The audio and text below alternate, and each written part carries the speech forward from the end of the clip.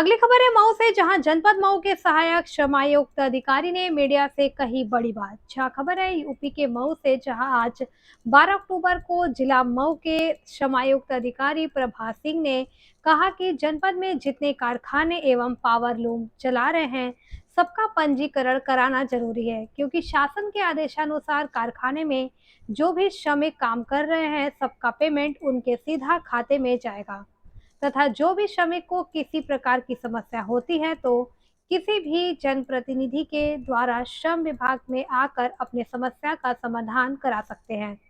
देखिए मऊ से district in charge Diwan Chand Gautam की रिपोर्ट। सर अपना परिचय दें और आजकल जो जितने जनपद में कारखाने हैं और जितने काम कर रहे हैं वर्कर, उसका क्या है प्रोसीजर और कैसे उनको रखा जाए, किसे न रखा जाए। देखिए, मैं सहायक श्रमायुक्त प्रभात कुमार सिंह, जनपद मऊ, लगभग 1.5 साल से यहाँ कार्यरत हूँ। जो आप प्रश्न पूछ रहे हैं संभवतः उसमें आपको इस तरह की बातें पता चली होंगी कि कारखाना अधिनियम के तहत पंजीकरण कराने के लिए विशेष शासन का जोर है। जोर नहीं है सिर्फ, बल्कि शासन के द्वारा पत्र भी निर्गत किया गया है।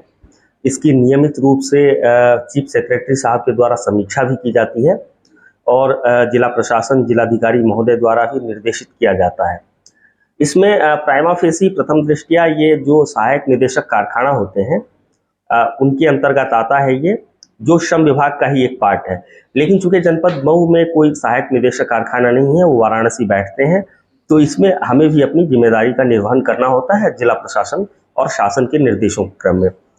इसमें आप समझ लीजिए कि जो जनपद मऊ में फैक्ट्रीज की संख्या बहुत कम है, औद्योगिकरण उस हिसाब से नहीं है, आप भी जानते हैं, हम सब जानते हैं।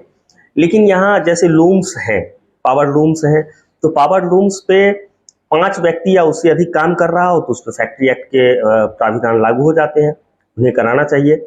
आज भी खैराबाद मोहम्मदाबाद क्षेत्र से हमारे पास 2-3 लोग आए थे, उनको हमने एक एक चीज़ एक्ट की, जो जीओ हैं उनकी कॉपी दी, क्या उनको डॉक्यूमेंट सबमिट करने हैं, किस तरह से ऑनलाइन रजिस्ट्रेशन कराना है। सहायक निदेशक कारखाना जो वाराणसी में बैठती हैं मैडम, उनका नंबर, सब चीज़ों से अवगत कराया गया और इसके बाद अपना डिटेल भी दिया गया और कोई भी समस्या हो तो आप हमसे बात कीजिए। इसके अतिरिक्त जैसे राइस मिल्स हैं, दाल मिल हैं, पेट्रोल पंप्स हैं, इन पे लागू होता है। इसके अलावा कहीं भी मैन्युफैक्चरिंग या प्रोसेसिंग का कार्य होता है और 20 या उससे अधिक व्यक्ति, अभी मैंने पहले जो श्रेणी बताई थी उसमें 5 या उससे अधिक पे लागू था, और सामान्य रूप से ये 20 या उससे अधिक व्यक्ति जहां पावर की सहायता से काम होता हो बिजली से, तो उसको कारखाना अधिनियम 1948 के अंतर्गत पंजीकरण कराना होता है। मैं आपके माध्यम से एक चीज़ जनपद वासियों से और खासकर जो उद्योग में लगे हैं, बिजनेस में लगे हैं, उनको रिक्वेस्ट करना चाहूँगा, अवगत कराना चाहूँगा, निर्देशित भी समझ लीजिए आप, कि उनको फैक्ट्री एक्ट के अंतर्गत अगर वो आ रहे हैं तो उन्हें पंजीकरण कराना ही होगा, क्योंकि शासन और सरकार और जिला प्रशासन की मंशा ये है कि एक बार जब वो मुख्य धारा में आ जाएंगे, उनका सारा डिटेल शासन सरकार के पास होगा, उसकी कोई स्कीम योजना आएगी, उसका लाभ मिलेगा, और एक बार मुख्य धारा में आने के बाद बहुत सारी चीज़ें आसान हो जाती हैं। अगर आप किसी भी चीज़ का शॉर्टकट अपनाएंगे तो संभवतः समय भी अधिक लगता है और व्यय भी अधिक हो जाता है और रिजल्ट उसका बहुत ज़्यादा आउटपुट नहीं हो पाता है। तो मैं आपके माध्यम से सबसे अपील करूंगा कि वो निश्चित रूप से इसमें पंजीकरण कराएं। जनपद में पंजीकरण की प्रगति बहुत अच्छी नहीं है, इनफैक्ट खराब है। मेरे लगातार तमाम प्रयासों के बावजूद भी लोग इसमें पंजीकरण नहीं करा। आने वाले समय में आएगा।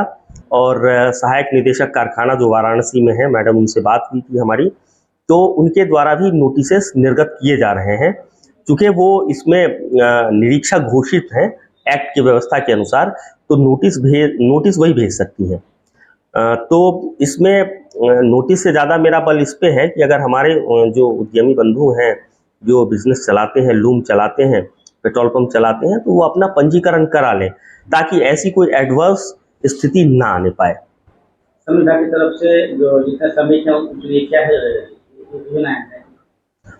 श्रम विभाग के तरफ से जो उत्तर प्रदेश भवन एवं अन्य सन्निर्माण कर्मकार कल्याण बोर्ड है, जिसको शॉर्ट में हम लोग यूपीबीओसी बोर्ड कहते हैं, जिसमें जो 1% सेस का पैसा आता है वो इकट्ठा होता है और उस पैसे को जो निर्माण में लगे श्रमिक हैं उनके ऊपर खर्च किया जाता है। इसके लिए हमारे यहाँ 9 योजनाएं संचालित हैं और आपको जान के हर्ष होगा कि विगत 1.5 से 2.25 महीने के बीच में हम लोगों ने लगभग 4 से 450 आवेदनों का निस्तारण किया है।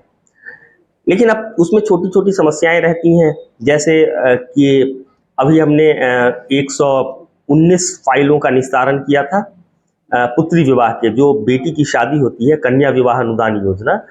तो लेकिन उसमें हमारे पास बजट कम ही का था, तो हमने बजट की मांग की है, वो अभी नहीं आ पाया है। जैसे ही आएगा उसका निस्तारण हो जाएगा। बजट की बहुत समस्या नहीं होती है, लेकिन वो शायद शासन में किसी व्यस्तता के कारण या बोर्ड में बजट का आवंटन नहीं हो पाया है। वो जैसे ही होगा उनके खातों में वो SNA के माध्यम से अंतरण हो जाता है। एक और चीज़ है कि अब जो सारा पैसा है वो SNA के माध्यम से जाता है, इसमें डुप्लीकेशन का सवाल ही नहीं उठता है और गलत खाते में पैसे जाने का कोई प्रश्न नहीं उठता है। तो आप जिले के जितने श्रमिक हैं, जितने मजदूर हैं, आप क्या देंगे मैसेज माध्यम से? देखिए, जो श्रमिक हैं, अभी जो मैंने योजना के बारे में बात किया, तो ये योजनाएं सिर्फ निर्माण श्रमिकों के लिए है, जो किसी कंस्ट्रक्शन साइट पे काम करते हो, पट्टे में काम करते हो, या मनरेगा में 90 दिन या उससे अधिक कार्य किया हो, मिट्टी गाड़े का कार्य करते हो, नाली खरंजे का काम करते हो, राजमिस्त्री हो, लुहार हो, बढ़ई हो, उनके लिए इस तरह की योजनाओं का संचालन किया जा रहा है। बाकी जो अन्य श्रमिक हैं, किसी दुकान में काम करते होंगे, किसी फैक्ट्री में काम करते होंगे, किसी कॉमर्शियल इस्टेब्लिशमेंट में काम करते होंगे, उनके लिए भी बहुत सारे श्रम कानून हैं कि अगर किसी व्यक्ति ने उनसे काम करा के उनको उनका वेतन नहीं दिया, या उनको बहुत ज़्यादा कम वेतन दिया जा रहा है, या किसी व्यक्ति ने कहीं 5 साल से अधिक काम किया, ग्रेच्युटी नहीं मिल रहा हो उसे, तो हमारे यहाँ बहुत सारे अधिनियम हैं, वो सीधे स्वयं या अपने अधिकृत प्रतिनिधि के माध्यम से हमारे यहाँ अपनी अपील कर सकते हैं। अपील का मतलब यह है कि अपना प्रार्थना पत्र दे सकते हैं। मैं इस पे दोनों पक्षों की सुनवाई करके उनको जो उनका न्याय है वो दिलाने की कोशिश करता हूं, और ये हमारा दायित्व भी है और कर्तव्य भी है।